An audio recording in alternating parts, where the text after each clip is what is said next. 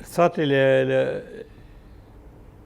לחממי, אחת הפגישות, ואז הוא אמר לי, הגיע הזמן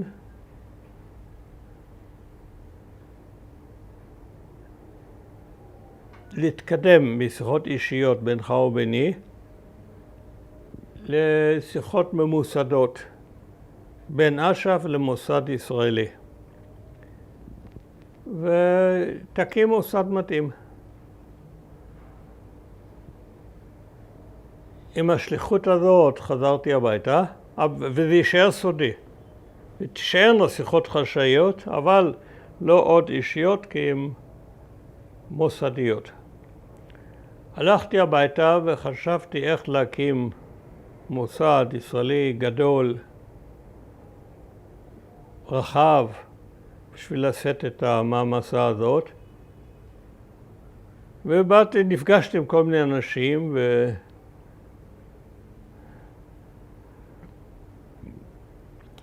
ואתה יודע, משא ומתן עם אנשי שמאל,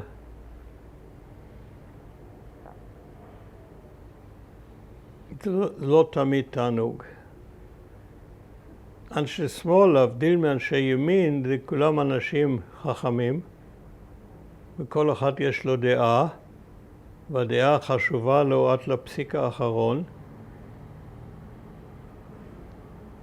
לא עולה על הטעם שצריכים לוותר בקצוות על מנת לאפשר פעולה משותפת. בניגוד לימין שהפסיכולוגיה שלו היא לגמרי שונה. הוא מחפש כוח והוא מבין שכוח זה הרבה. וכך אני נפגשתי עם כל מיני אינטלקטואלים סומליים, והתייאשתי, היה בלתי אפשרי. לא, עוד כינסנו אפילו כמה פגישות במועדון התיאטרון ברחוב מנדלה, והיו ויכוחים אינסופיים, וכל אחד הייתה לו דעה, וכל אחד הייתה לו דעה מלומדת ומנומקת היטב, ולא נוצרה שום הסכמה. אז יום אחד החלטתי, בואו נלך בדרך הפוכה. קודם נקים, אחר כך נראה. אז פרסמתי בהארץ מצע או קריאה להקמת המועצה הישראלית למען שלום ישראל-פלסטין. והיו כתריסר סעיפים, והיו 3 חתימות.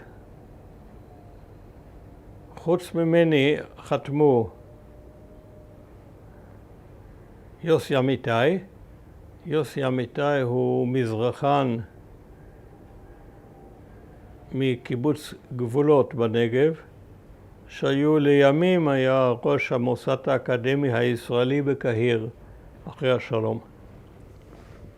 והשלישי היה עמוס קנן. עמוס קנן לא היה בארץ ולא ראה את המנשר. אבל כשהוא נשלח בשליחות העולם הזה לפריז, הוא אמר לי, אתה יכול לחתום בשמי על כל מה שאתה מוצא לנכון. אז שמתי גם את חתימתו, והיו 3 חתימות. ואז פתאום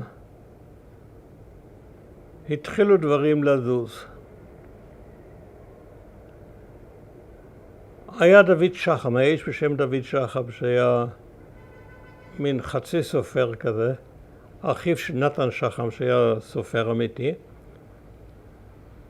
והוא היה איש מפא"י, איש מפלגת העבודה, והוא לקח את הדברים לידיו, ופתאום זה התחיל לזוז. פתאום היה לוב אליאב, הוא הביא את לוב אליאב, שהיה איש מאוד חשוב, היה מזכיר מפא"י,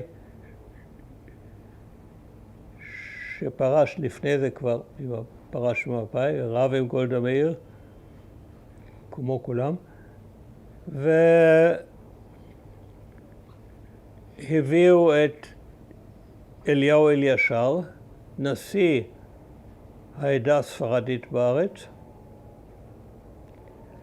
לובה הביא את מתי פלט, אלוף מתי פלט ויעקב ארנון, ופתאום יש לנו 100 חתימות.